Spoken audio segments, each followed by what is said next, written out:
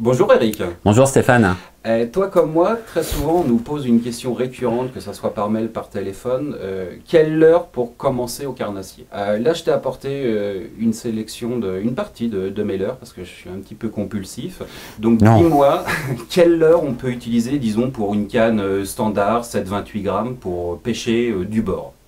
Pour débuter. Pour débuter. Bon. Pour débuter du bord sur une 7,21, ce genre de leurre comme ça, beaucoup trop lourd. Donc ça, vous les gagnerez en cadeau sur Facebook, c'est les leurres à Stéphane. Alors, sinon, pour faire relativement simple, on a quelques familles de leurres facilement identifiables, du leurre souple et du leurre dur. Dans la famille des leurres souples, mais quelque chose qui marche très très bien, des petits shads avec une petite caudale comme ça. Voilà, on fait un petit plan comme ça. Mais c'est ce genre de leurre qui facilement prend du poisson quand on est du bord et quand on débute. Des choses comme ça, c'est vraiment très très bien. Petit shad sur tête plombée. Petit shad sur tête plombée, 5, 7 grammes jusqu'à 10 grammes, pourquoi pas. Mais 7 grammes, ça passe relativement bien, surtout quand on pêche du bord. Attention, ça plaît quand même beaucoup aux brochets qui les mangent. Il faut avoir de la pochette. Toujours des shads, mais de taille un peu plus grosse. Pourquoi pas du bord. On n'est pas forcément obligé de les plomber très très lourd, on peut rester dans les 7 grammes aussi. On a un leurre qui est quand même un peu plus gros, qui peut sélectionner des tailles de poissons un peu plus gros. Ça marche très très bien du bord et avec une 7,28, ça passe relativement bien. Ce genre de leurre à Stéphane, qui est beaucoup trop gros pour ce genre de technique. Donc ça, ne vous inquiétez pas, vous le gagnerez sur un jeu Facebook.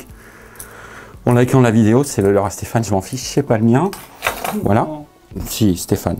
Ensuite, le leurre dur, quelques cranks. Faut pas qu'il soit trop gros non plus. Vous voyez, dans cette famille-là, le petit crank, beau crank, avec une bavette très très grande. C'est des leurres qui nagent très profond. Quand on pêche du bord, le leurre a tendance à venir taper le sol sans arrêt, ce beau leurre qui est là. Et quand on pêche du bord, on a tendance à souvent s'accrocher, forcément, quand on remonte, et à les perdre systématiquement. Donc celui-ci, c'est pareil. On ne l'utilise pas. Des petits leurres qui passent relativement bien, voilà. Des petits cranks de cette taille-là, qu'on arrive facilement à lancer sur une quinzaine de mètres sans aucun problème.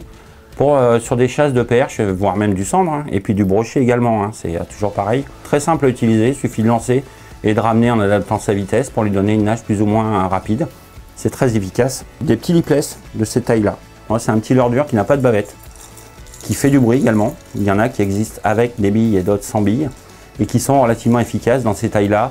Voilà, on peut pêcher dans des surfaces d'eau qui ne sont pas trop importantes, et prendre énormément de poissons avec ce genre de leurre facilement du bord. Toujours dans les leurres durs, des petites lames, comme ça, des petites lames vibrantes, qui font énormément de vibrations dans l'eau, tout type de poisson, perche, chantre, brochet, tout y passe.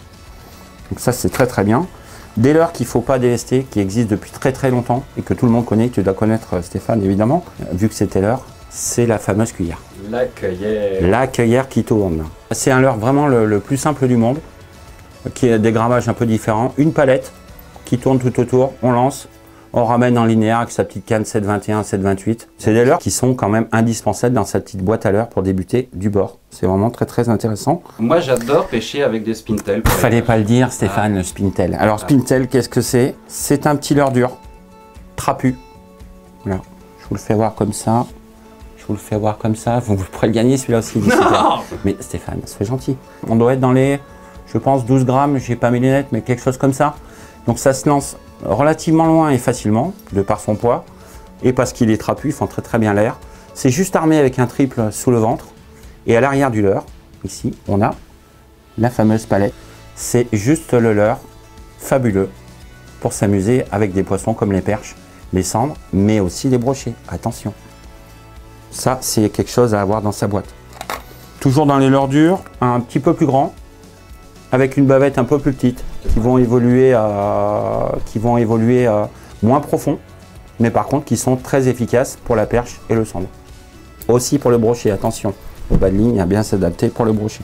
Est-ce que pour débuter, on a besoin d'un leurre de surface? Je crois qu'il faut avoir un ou deux leurres de surface, c'est pas la peine d'en avoir 250 000. Genre un stick bait, hein? Un stick, un popper, des choses comme ça. Quand on tombe sur le bord, quand on tombe sur des chasses de poissons, les perches, les cendres et même les brochets, on trouve ce genre de leurre. Donc là, le stick, c'est quelque chose qui nage essentiellement, comme son nom l'indique, uniquement qu'en surface. Donc là, on n'a pas de risque de l'accrocher, pas de risque de le perdre derrière un caillou au fin fond et de pleurer parce qu'on n'en avait qu'un seul dans sa boîte. Ça, le jour où il y a des chasses de poissons sur le bord, c'est quelque chose à sortir absolument pour prendre des poissons rapidement et des beaux poissons en plus. Hein. Attention, les brochets à dos d'or, ce genre de leurre. Et le leurre va imiter un peu cette nage-là, tu me le dis si je le fais bien, va partir un petit peu comme ça, à la surface de l'eau. En plus, on a des petites billes qui font du bruit également. On peut faire des petits arrêts, que le leurre reste tranquille quelques secondes, repartir pour cette fameuse nage. Le fameux walking the dog. Je le fais bien, hein. Tu seras un poisson, tu aurais sauté dessus. Hein. Tu fais très bien. Je vous fais par là aussi. Voilà. Celui-ci, c'est pareil, vous pouvez le gagner sur Facebook. Non. C'est à Stéphane, c'est son seul modèle. Toujours en leurre de surface. Les animations, c'est très simple. On mouline doucement, on donne des petites impulsions sur une canne basse. Toujours avec votre 728, elle le prend parfaitement. Et la forme de la bouche va créer une bulle d'air sur l'eau et faire le fameux pop. C'est pour ça qu'on appelle ça un popper. C'est très très efficace pour faire monter des poissons qui peuvent être dans 4 mètres d'eau, qui se feront un plaisir de monter à la surface, le prendre, parce que le bruit leur plaît beaucoup. On a également un spinner, voilà. C'est quelque chose, une tête plombée avec 2 palettes ou une palette en fonction des modèles. L'évolution de la cuillère. L'évolution de la cuillère sur laquelle on a la possibilité de rajouter un leurre souple. N'importe quelle taille, n'importe quelle couleur, c'est vraiment le côté attractif. Dans des grammages jusqu'à 14 grammes, c'est très très bien du bord. Ça permet de pêcher des postes encombrés, où il y a des arbres qui sont tombés dans l'eau, des branches, des nénuphars, des choses comme ça, sans risquer de trop s'accrocher parce que l'armement, la tenue des palettes est dans l'axe de l'hameçon.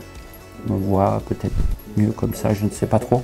Et du coup, on évite systématiquement de s'accrocher dans les branches. C'est des leurres quand même qui sont intéressants d'utiliser sur des parcours très encombrés, qui marchent très très bien. Ça a une jupe de silicone comme les micro-jigs. Donc petite tête plombée avec un balai dans l'axe de la pointe pour éviter de s'accrocher, sur lequel on ajoute un petit leurre souple, une créature, des choses comme ça, ou même un petit shad, hein, ça passerait. Et puis en plus, le jig est équipé de petites jupes rigolotes dans l'eau qui font un effet pompon et les poissons en raffolent. Ça, pour pêcher dans les branches du bord, sur des arbres qui sont noyés, tombés dans l'eau, à la verticale ou à giguer sous les branches des arbres, c'est quelque chose de très efficace. On en mangerait. Hop. Tac. Je crois qu'on a fait le tour. 1 ou 2 leurres de chaque catégorie, c'est pas la peine d'en avoir 25. Non. Les couleurs, il n'y a pas de règle qui existe vraiment. On dit plutôt couleur imitative, réaliste, par eau claire. Couleur naturelle, voilà, quand les eaux sont relativement claires. Sur des eaux un peu plus chargées, on peut s'amuser avec des coloris un peu plus flashy comme ça, pour l'effet attractif de par la couleur du leurre. Mais la base, c'est d'avoir pas beaucoup de leurre dans sa boîte, mais des leurres de tailles différentes un petit peu et de catégories différentes. Donc leurre souple, leurre dur, tel qu'on l'a vu. Les grammages sont importants, c'est pas la peine d'avoir systématiquement tout le temps la même plombée. 5 grammes, ça ne sera pas forcément très attractif sur un leurre de cette taille-là.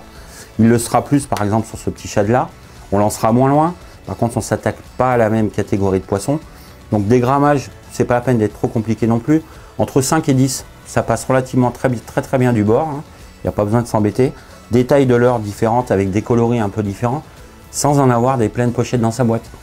C'est-à-dire qu'on prend cette petite boîte, on met un petit peu la catégorie de leurre qu'on vient de décrire tout de suite, et on a de quoi faire pêche avec ce genre de leurre, facilement, sans s'embêter, tout simplement.